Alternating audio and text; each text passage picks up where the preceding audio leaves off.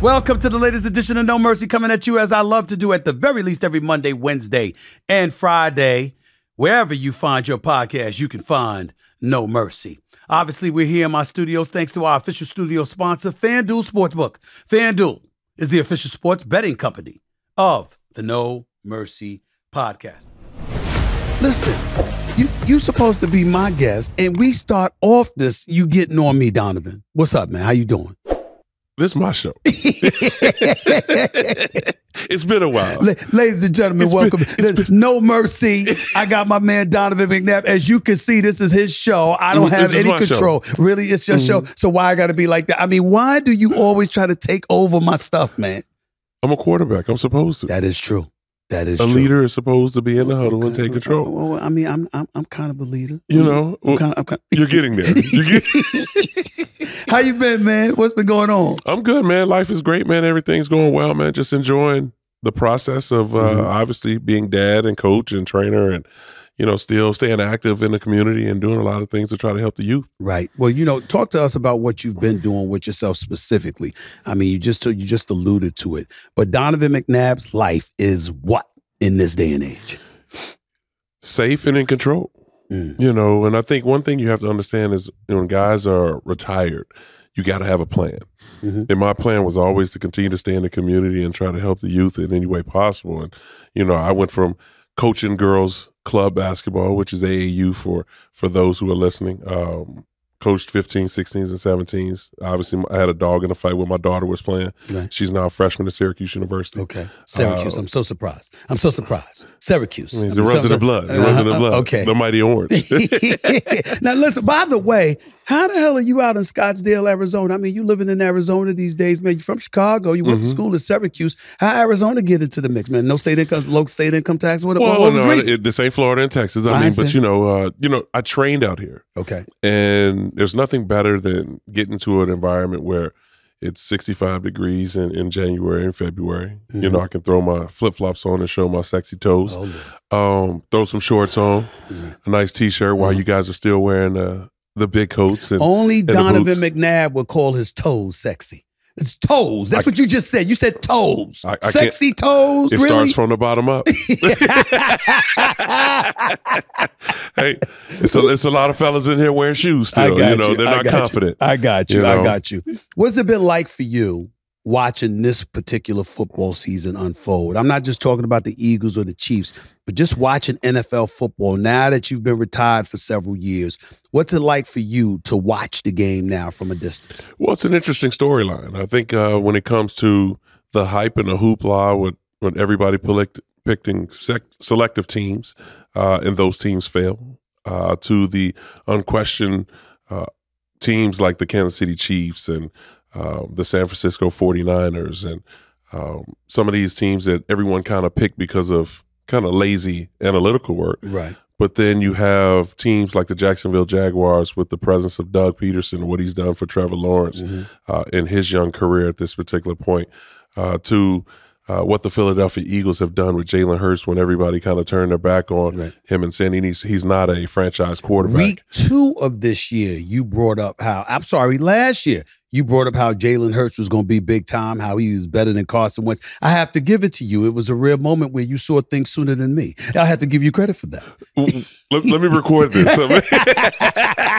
Are you giving me a little bit of credit I have to give it to you. I mean, you beat me to that one. I have to give it to you. Well, I tried to explain to people, you have to really go by the eye test. And knowing this young man and having a chance to talk to him throughout the years of his work and how he prepares himself, there was an opportunity for not really a breakout season, but more of progression. And I think we have to understand is as a young quarterback, you're going to continue to progress, but is the team patient enough to build around you and also allow you to flourish? You know, so what we've seen from Jalen Hurts has been remarkable at this particular point, but he's not done. He's going to continue to grow. What we've seen from guys like Joe Burrow and I never know why we still throw Justin Herbert in that pie. What's wrong with Justin Herbert? I love Justin Herbert. I think he's got tremendous potential. A great talent. That's right. But what was the word you just said? Potential. Okay. But we put him in the second tier with the likes of guys who have been successful in playoffs. And so you only increase and move into that area when you have won. And I don't like the way you come down on Dak. So we're going to get into that a little bit. Are you going to sit here? Are you going to sit here as a former Philadelphia Eagle and get on me because I got on a Cowboy? I mean, are you ready to commit this blasphemy in public? Are you kidding me? Don't try to go to the diction. See how you try to throw big words out there? You've used that over 50 times. Like, gotta let it go. I got you. I have other words in my repertoire. I could use them, but really, you're going to defend Dak Prescott? But has he won and been successful over the years? Not really. Huh? The man's got 2 playoff victories in 7 years. What are you talking about? He's won almost double-digit games. Yes, he's won double-digit games in the regular season. He's done pretty much. He has 2 playoff wins. Okay, we can talk 2 playoff wins. How many Justin Herbert have? Zero. Watch it. See, 0. 0. Okay. Now, there are a lot of quarterbacks that we put in that realm who have 1, 2, 3 playoff wins in a 10-year career. But we still put them in that arena because people still talk Tony Romo as possibly being a Hall of Famer. Dak has more wins and playoff wins than Tony Romo. Well, I'm not putting Tony Romo. I'm just not throwing Tony Romo in that. But I'm saying is, for instance, when we like to glorify what guys potentially are able to do, instead of the ones who actually have done it. Lamar Jackson has been successful since he's been in the NFL. 1 playoff victory, yes, but he's been successful, right. Well, we talk a lot of regular season, but it's something to be said. Here's what shocks me about what you're saying, what you're doing, and it's a compliment.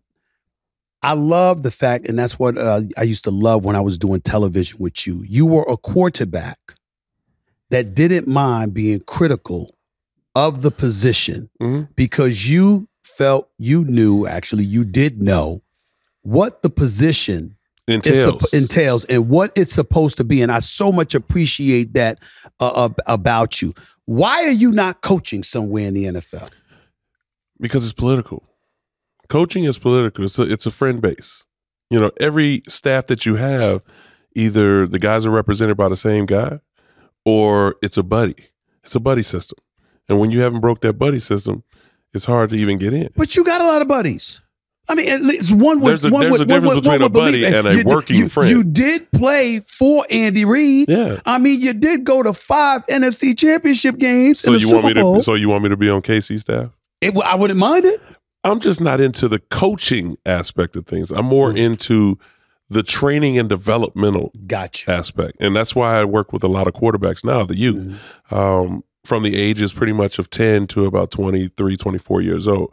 Now, the mentoring aspect is something that I also have been involved in while I was playing. And I'm doing that right now. So it's just working with a lot of these young guys who don't understand the progression and don't understand the patience and in the position and trying to focus so much on the outside instead of focusing on the craft at your position. So is that your way of saying that you want to teach rather than quote unquote coach? Absolutely.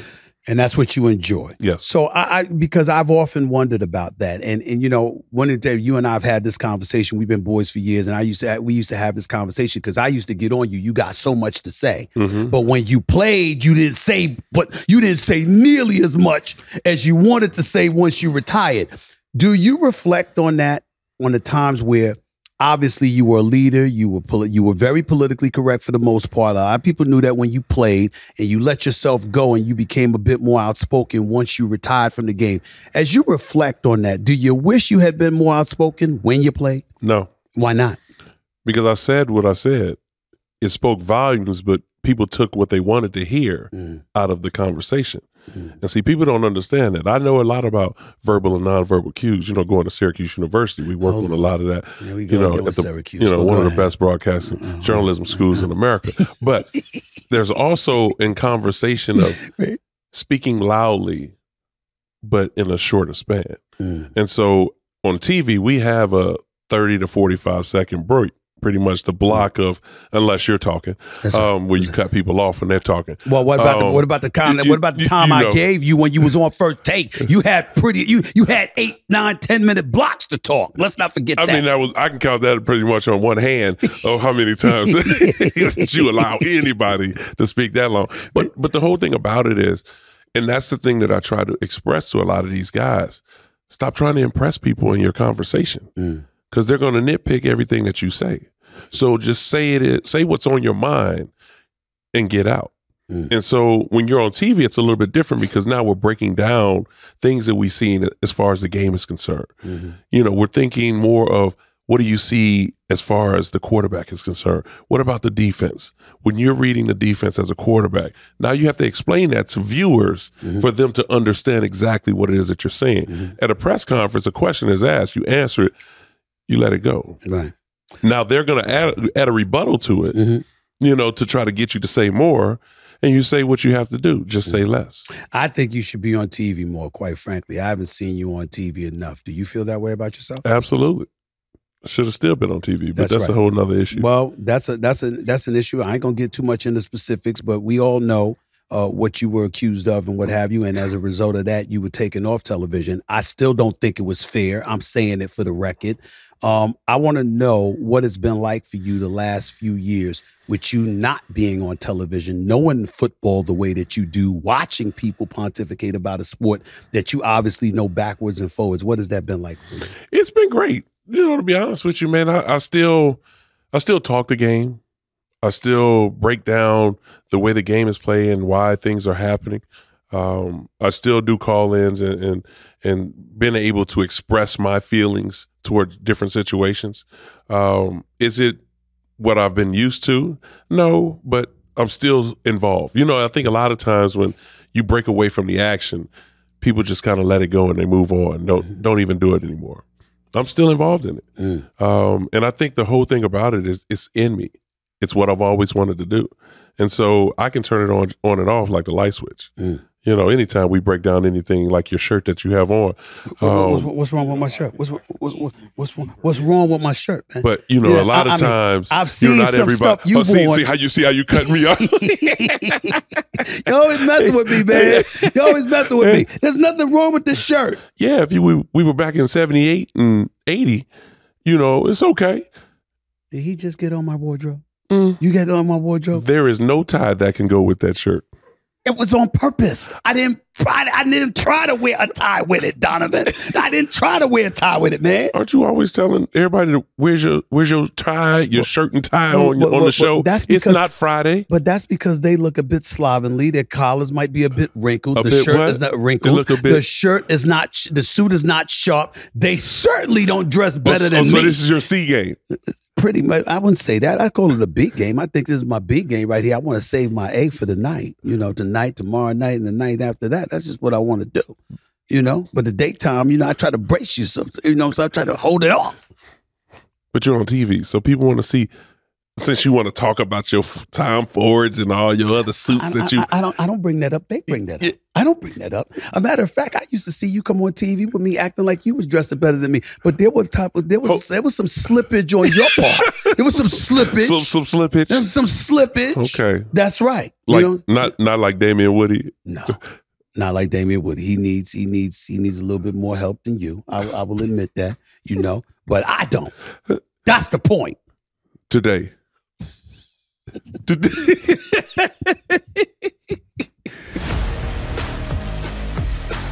I love to motivate people, but you know something I love to do more? Motivate myself. And that's why I love to talk about FitBod. I told you about it New Year's for all of you trying to get those fitness resolutions started, and I'm about to tell you about it again just in case you started slipping. Because guess what? I know I started slipping. However, I joined FitBod. Guess what? I'm going to stop slipping now because all I have to do is pick a fitness goal, add my equipment, and they create an amazing routine specifically for me. That's exactly what they'll do for you, okay? That's my favorite part of it because not everyone wants to go to the gym and compete with all the bodybuilders, but some people do, and FitBod will generate a routine for you no matter what level of fitness you have, just like it's doing for me. And you won't get burned out either. The app switches up your exercises to avoid exactly that, and your program will change over time as you get better and better. So join FitBod today and build a routine that lasts all year long. Get 25% off your subscription or try the app free at fitbod.me/mercy. That's FITBOD.me/mercy. You know what's better than finding quality candidates? How about finding them instantly without any wait time, okay? Listen, I'm a business owner. I'm not hiring anybody who isn't a top candidate out there. And for a truly powerful hiring partner, guess what you need? You need Indeed. On Indeed, you can attract, interview, and hire candidates all in one place and find qualified job seekers fast.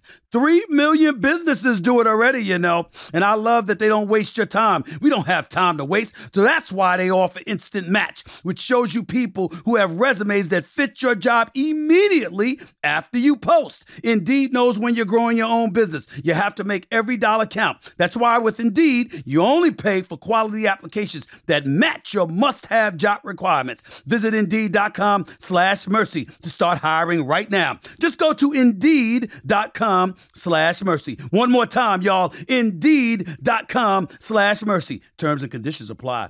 Cost per application pricing not available for everyone. Need to hire? You need Indeed.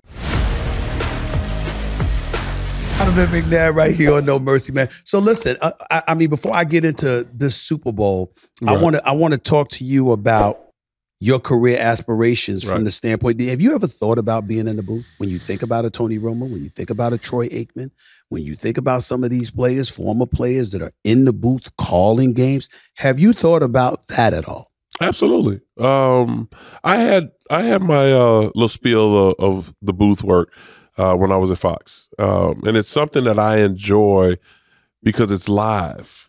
You can now be able to express and explain to all the listeners and viewers of what actually has happened. And I give a lot of credit to Tony Romo of how he goes about it. Now, he may kind of push the envelope a little bit.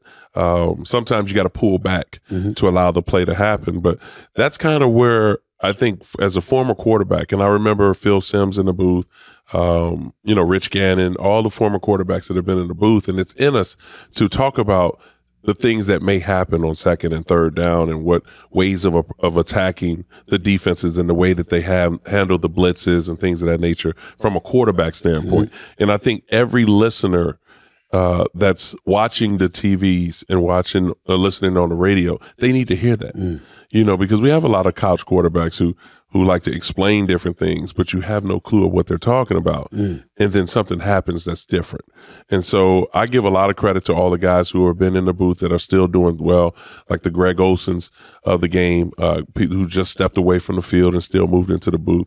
And it's an exciting time. But it's also an exciting time to be on TV when I can talk all sports. I feel you on that. How do you think Tom Brady's going to do when he gets in the booth? It's kind of weird to me because Tom doesn't have that personality to go into the booth and be able to continue to talk for a 2.5 hour span. I just don't see that. But money talks. That's right. Money talks, $375 million over 10 years. That'll do it for you. See, to me, when I think about Tom Brady, I think his challenge is going to be calling it like he sees it. See, being able to explain that. Well, okay, that's fair. That may be a challenge, but also the willingness to call it like you see it. See, you surprised me because you're willing to call it like you see it, but I didn't know that about you when you were playing. I didn't know that. I didn't know that. I used to tell you that. Don't go back into our past. We got to pass. You like to take sides. Excuse me. Did I not take your side sometimes? When it was here we go with that sometimes. Sometimes it's not all the time. Most of the issues that became national and public, did you take my side? I think so. When you would disagree with T.O., there were some things I thought he was right about. I didn't bring up names. See, you brought up names. Well, that's what I do. I didn't bring up names. I didn't say you did. I said there's no mercy for Stephen A. I brought up the name. Ain't nobody scared of T.O. I brought it up. This still my show. There we go. So am I allowed to bring up a name, brother? Can I bring up a name, bro? Go ahead. You can bring up a name. So whether it was T.O., before him, whatever issues permeated in Philadelphia, I had your back most of the time because I thought you were right. I just thought you needed to say more, and you did it. Why did I have to say more? Because if you said more. So let me ask you this, as you told me. All right, since it is your show, since there's no mercy with Donovan McNabb, go ahead. Again, you said it. I didn't say it. So now that you look back on the situation, would you have changed anything? In terms of what specifically are you asking me about? The way that you evaluated the situation and explained it, would you have changed anything? Here's what I would have. Knowing me as you know me now. I would have a little bit. I don't think that you were wrong. But Is anybody recording this? That's right. Let me explain. Okay. I don't think you were wrong. What I do believe is that as I've gotten to know you and as we've become friends over the years, you're so articulate and so specific with what you break down that it's hard to go against you. As a columnist in Philadelphia at the time, because I was a columnist, I was there as a reporter from 1996 to 2010. I was a columnist from 2003. If you had said the kind of things that you said once you retired, it would have been easy to write columns defending you because all the ammunition would have been there. You didn't give us the ammunition to support you as much as we could. We had to assume, yeah, he's right. He sounds right. But there's more to this story that he ain't telling us. That's all. So I was right. Yes, I just said that. I just wonder. I just said that. Why you making me listeners? Why are you making me repeat myself? Donovan McNabb was right. Okay, it's clearly important to him to be right. Yes, you were right, man. You were right. I got you. Absolutely. But I still ask you the question as you reflect on how your personality was and how it's evolved over the years. Is there anything that you wish you would have done differently? Nothing. Why? Because that's who I am. Yeah. And you've known me over the years. Yes. Have I changed? No, you haven't. That's who I am. That is fair. No, you have not. I want to go back to when you were drafted. 1999, number 2 overall pick. Tim Couch picked ahead of you. It's years later. How do you feel about the fact that you were the number 2 pick instead of the number 1 pick that year? My mentality that whole process was you were going to be a number 1 pick for somebody. No, not everybody likes you, as we all learned and we all understood as life goes by. Not everybody likes or supports or enjoys your style. I remember talking to Bernie Kosar leading into the draft where I was number 1 on the board all the way up until I think 48 hours before the draft. Whatever changed, he mentioned some few things that would change, but no need to go into that. Okay.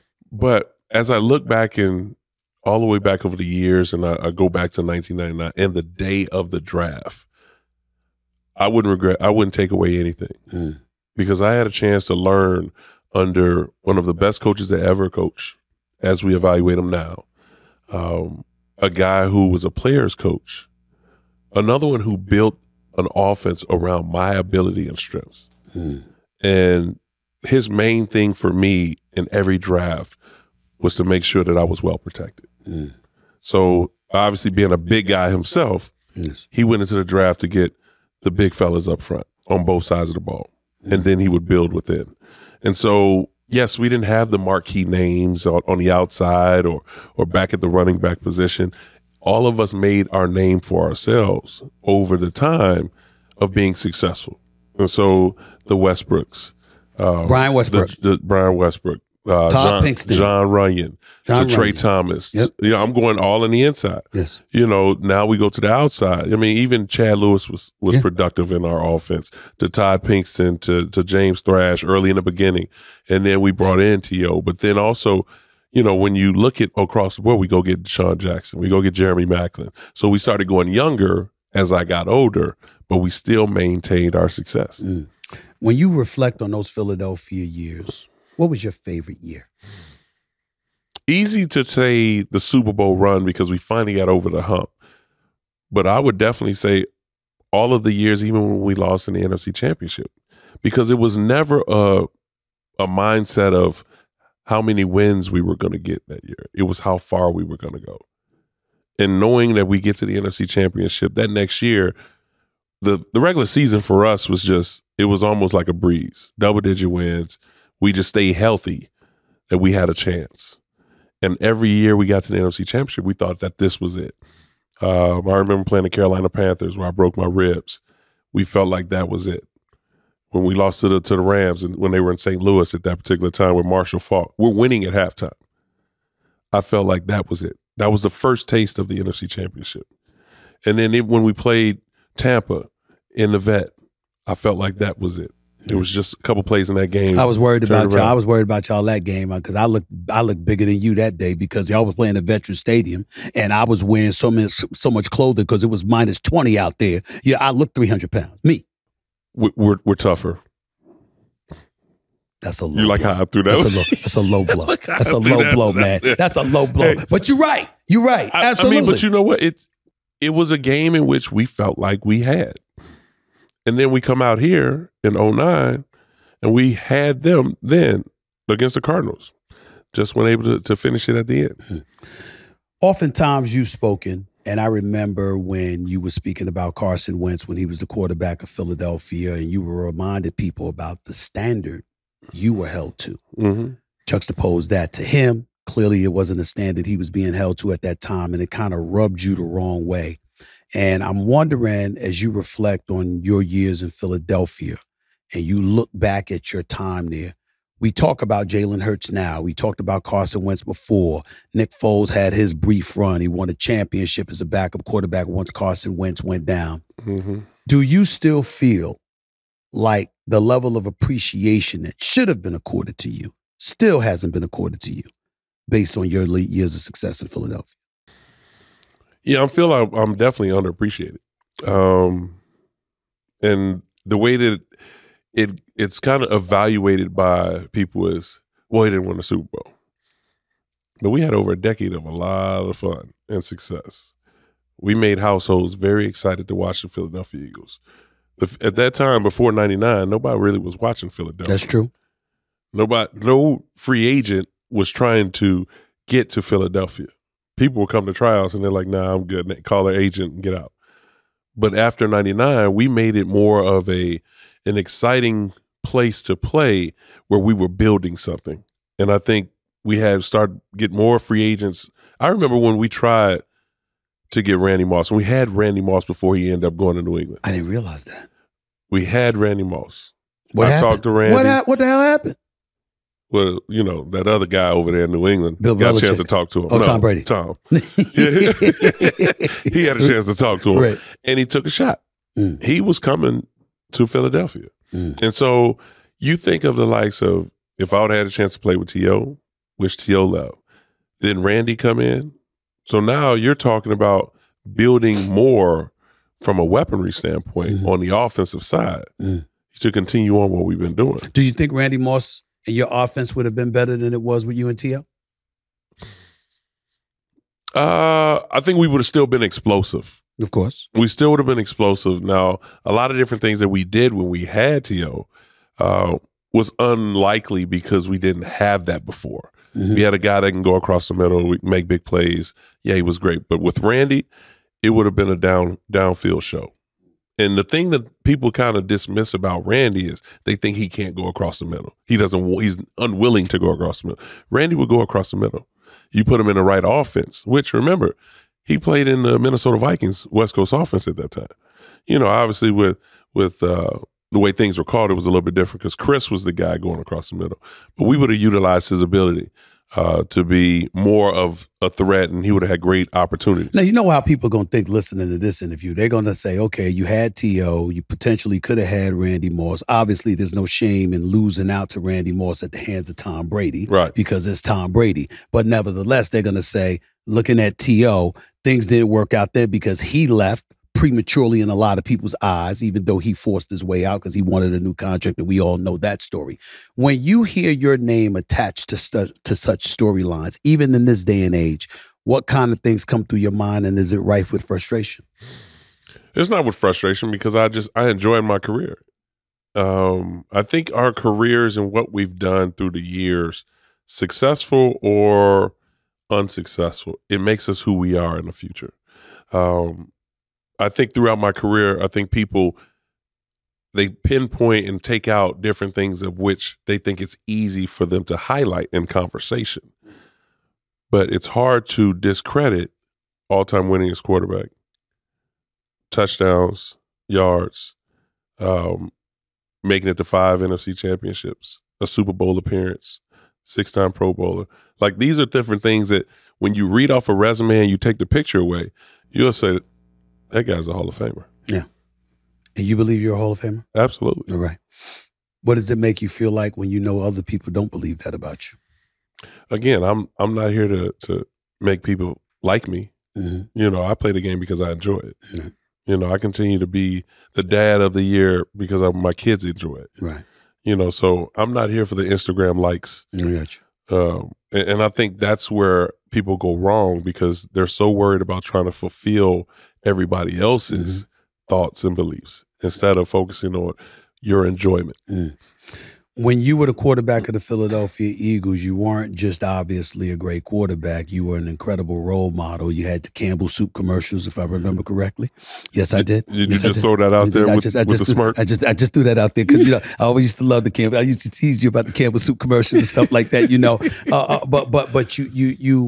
But I bring stuff like that up because back then you had to really, really make sure that you were appealing, quote unquote, to Madison Avenue. Right. Today, things appear to have changed. It appears to be a lot differently. I'm talking about the game itself and being marketable. Can you explain what you're seeing and whether or not you like or dislike it? Well, I don't think that it's as tough now to become marketable in the game in which we played years ago. And it's funny because I was kind of watching this and Jalen mentioned a little bit of this in his post when he was talking about MJ. And he talked about, the game and how it's changed. Imagine if we had social media back then when we played, how we can market ourselves and how we would be in a position where companies will be coming to us because of the Instagram followers and all the likes. So instead of waiting on that phone call and having your marketing team reach out to different companies and, hey, my client would love to be the face of your product. Well, we have to have a meeting about it. Now all of a sudden you got over 2.5 million followers. And it's like, hey, we would love to work with you and we can kind of utilize your platform. And that's when you start to see a lot of these guys now become marketable, but really haven't done much on the field. And so the evaluation is a little bit different, which now goes further into, I think, the aspect of being more of a face, a visual face. Because remember when we played, we had helmets on. We couldn't take our helmet off and celebrate. We get a penalty. People would know you just from maybe the guide, or if they happen to say, well, Donovan McNabb threw for 300 yards, and it's like, oh, the Donovan McNabb, and you might be sitting right next to the person, and he's like, oh, that's you. Now you walk down the street, everybody knows everything about you, which that's the negative aspect of things because it's never the unknown now, and so. I think as far as where the game is today, and this is all sports. And that's why I was asking, because I want to know what kind of effect you think it's had on the game. It's had a big effect on the game because now it's not so much about the love of the game anymore. It's all about the outside money they can receive in the marketing aspect. Right. Because I think when you look at some of the guys who are really being marketed that big, it's not the bigger names that we've seen. It's not like even now. How many Steph Curry commercials have you seen? Right. We see LeBron because LeBron's crew does a great job with what he's. The majority of his stuff is all social media stuff. Yeah.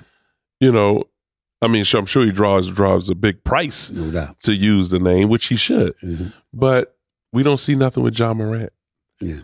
He got to just put his new shoes out, and ever since his new shoes came out, you haven't really heard much about it.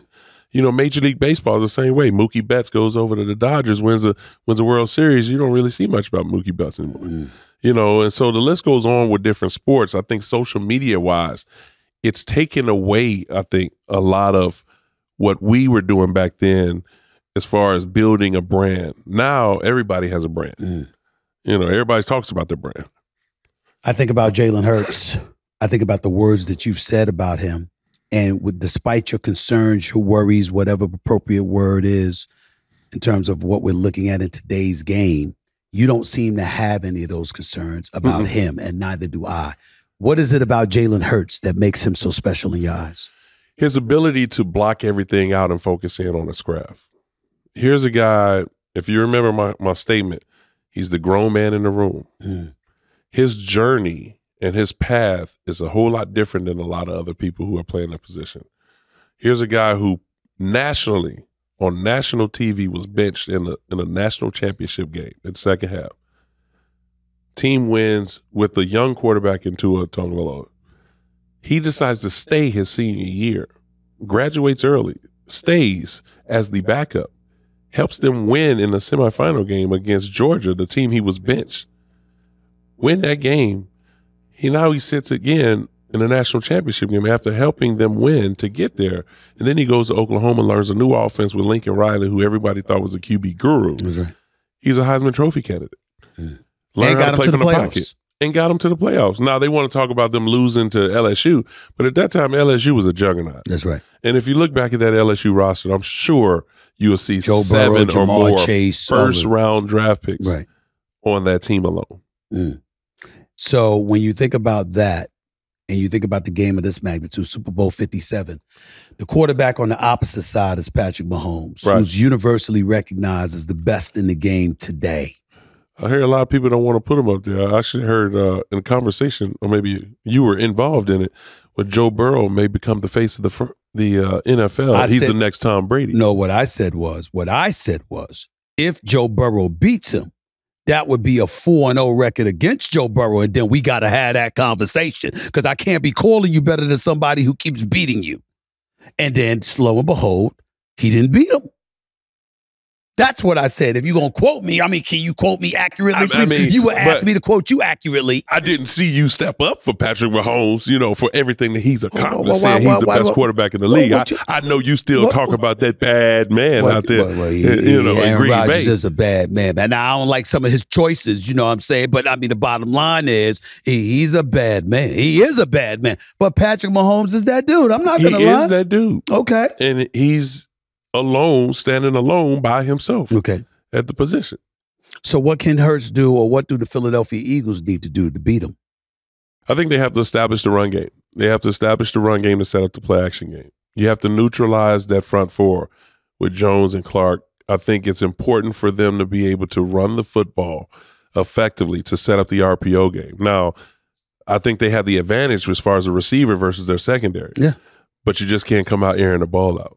I think it's important to set up that play action game by running the ball with Miles Sanders and Scott and all those guys and Gainwell, which Gainwell might be an X factor. Let me interrupt you. I was speaking to Deebo Samuels for the San Francisco 49ers this morning. I did see that. Obviously, they were very, very depressed because they're like, what are we supposed to do? We lost 4 damn quarterbacks, for crying out loud. 4 quarterbacks, Trey Lance, Jimmy Garoppolo. That's just bad luck. Brock Purdy and then Josh.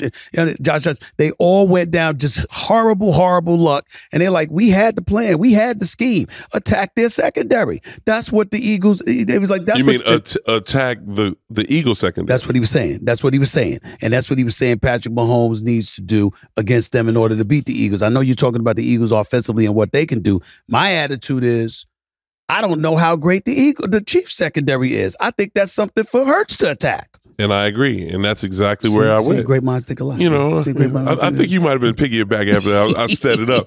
You thought I threw you a lob, but I went for the layup. But you know what? Again, on both sides of it. But I will say this. If there's a secondary that's in this game that you would take, it would be the Philadelphia Eagles. Okay. Now, I would definitely take Slay and Bradbury over the 2 outside receivers for the Kansas City Chiefs. Okay. The issue will be the linebackers and safeties versus Travis Kelce and possibly Juju Smith-Schuster in the slot. Yeah. That may be the issue.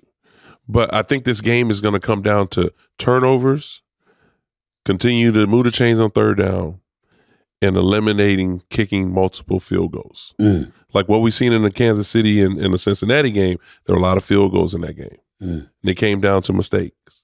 It was 2 mistakes in that game that changed the course of the game. But I think in the Philadelphia aspect of it, if they don't turn the football over and they continue to move the chains on third down, they got a great chance of winning this game. I don't care if you're a diehard NFL fan. I don't care if you barely know what football is. The Super Bowl is around the corner, so you better get ready. And this year, the only app you need at your Super Bowl party is FanDuel, America's #1 sports book. Download FanDuel now so you can bet Super Bowl 57 with a no-sweat first bet. You'll get up to $3,000 back in bonus bets if your first bet doesn't win. FanDuel lets you bet on everything from the money line to point spreads to player props. And in the Super Bowl, you've got to bet on more than that. Who's winning the first quarter? Who's scoring the first touchdown? I know my friends are going to be using FanDuel the whole game long. The FanDuel Sportsbook app is safe, secure, and super easy to use. You'll be able to find all the bets you want to make in no time. Best of all, you can get paid your winnings instantly. So join FanDuel today with promo code MERCY to claim your no-sweat first bet on Super Bowl 57. That's promo code MERCY. Make every moment more with FanDuel, official sportsbook partner of the NFL. 21 plus in select states. First online real money wager only. $10 deposit required. Refund issued as non-withdrawable sportsbook bonus bets which expire in 14 days. Restrictions apply. See full terms at FanDuel.com/sportsbook. Gambling problem? Call 1-800-GAMBLER or visit FanDuel.com/RG in Colorado, Iowa, Michigan, New Jersey, Ohio, Pennsylvania, Illinois, Tennessee, and Virginia. 1-800-NEXT-STEP or text NEXT-STEP to 53342 in Arizona. 1-888-789-7777 or visit ccpg.org/chat in Connecticut. 1-800-9-WITH-IT in Indiana. 1-800-522-4700 or visit ksgamblinghelp.com in Kansas. 1-877-770-STOP in Louisiana. Visit mdgamblinghelp.org in Maryland. 1-877-8-HOPE-NY or text HOPE-NY to 467-369 in New York. 1-800-522-4700 in Wyoming or visit 1-800-GAMBLER.net in West Virginia. You picking the Eagles to win this game? Absolutely. Absolutely. Absolutely. So you got the Eagles beating the Kansas City Chiefs. Why? And what's the score?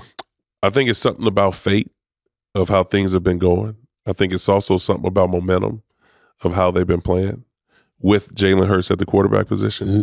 And I think, again, this path, this journey that he's been on is storybook. You know, we want to glorify the Brock Purdy situation. We want to glorify what we want, but we can't discredit how this young man, how many people really wanted him in Philadelphia to be in the quarterback? Not many. How many people pick on TV thought he was worthy of the position? I didn't think so. How many people even think he's a franchise guy? I think he's a franchise guy now. Without question. We'll get into that a little bit later. Because it's funny you say that. Right. But how many people, and I continue to say it, but how many people can sit back and say that for the next 5 to 7 years that Jalen Hurts is the starting quarterback for the Philadelphia Eagles? I think that based on how he's looked this year, and I think the greatest thing that's helped him was him missing those 3 games that he was out. And the Eagles, and it proved a point. I think. But didn't you say something about when Sirianni said that he was the Michael Jordan? I thought he was going too far. Michael Jordan. MJ, Michael Jordan. I mean, you don't just say Michael Jordan. See, now you're going to go deep into the You can't say Michael Jordan. Hey, but we understood what he was saying. Well, Sirianni engages in our okay, well, you wanted him to say, now, if he would have said LeBron, if he would have said LeBron James, and you would have said. I might have said, well, I guess that's acceptable. What if he would have said Kobe Bryant? Go possible, ahead. But no. There you go. No. I mean, I understood what he was saying. Mm-hmm. But it's something to be said about his presence around that football team when he's healthy. And he's not healthy. He wasn't healthy then. Score. Super Bowl 57? I think this is more of I would say more like 30-21 game. Mm-hmm. I think we'll see by halftime, maybe it may be around 17-10. But then I think the second half will be kind of a turning point. Am I wrong in assuming, and it's just an assumption, that Jalen Hurts in this story, although it's not directly akin to yours, you were a number 2 overall pick, a star coming out of Syracuse. We know this. What school? Syracuse, man. Okay, I said Syracuse, okay? Syracuse, all right? You said with some passion. I just said it, all right? but knowing that, but because of his character, because of his willingness to embrace the adversity and to stay focused and handle his business, there's almost something about you that seems like if there's a new star in Philadelphia, somebody who's going to break records that I set or whatever, I'd rather it be him than somebody like a Carson Wentz. Don't start that. I'm just asking. No, I mean, what did I do? No, if Carson would have done it, right, then it would have been great. Okay. It would have been great. But I do know Jalen a little bit more, and talking to him and kind of being in his corner mentor, I just think it's something to be talked about when a guy is least expected to be successful and become successful. Because remember, we talked about, you say he's a franchise quarterback. That's right. This is going into his 4th year, correct, next year? That's right. The 2 guys that are up for contracts, 2. Yeah. And he's going to be one of them. Okay. That means Joe Burrow and Justin Herbert. He wins this Super Bowl. He gets to get paid like them. Without question. Without question.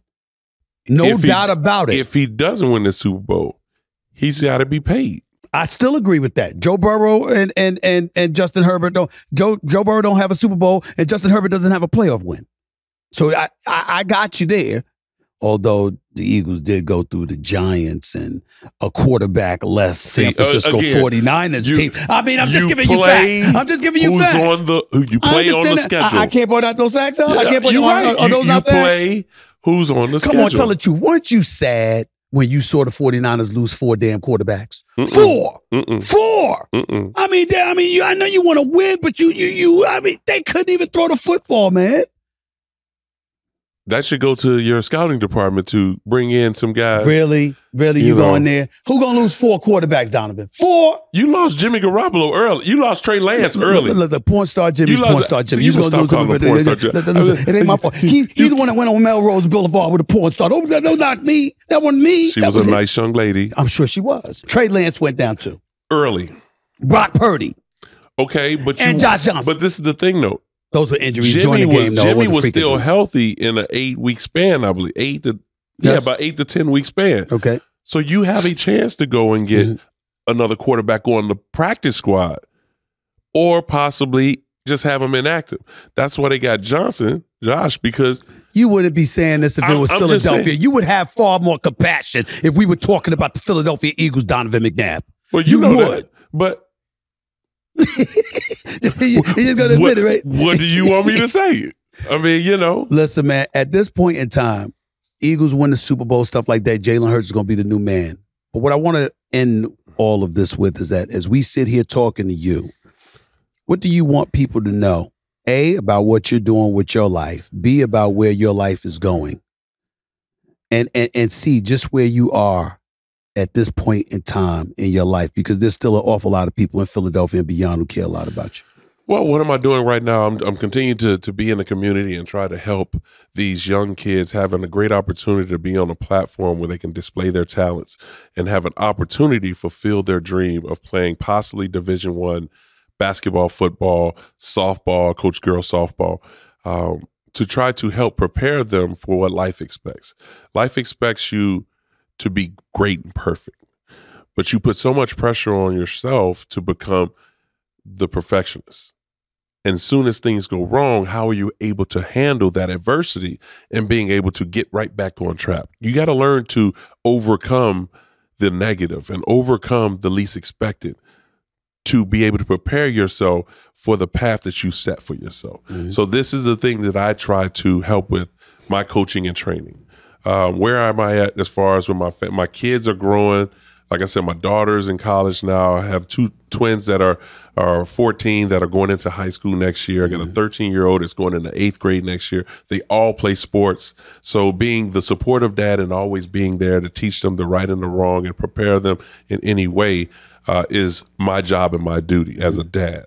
But also I feel I'm a dad to all the girls and the kids that I coach. And so continue to be the role model, the citizen, to lead them in the right way so they see me doing the right things.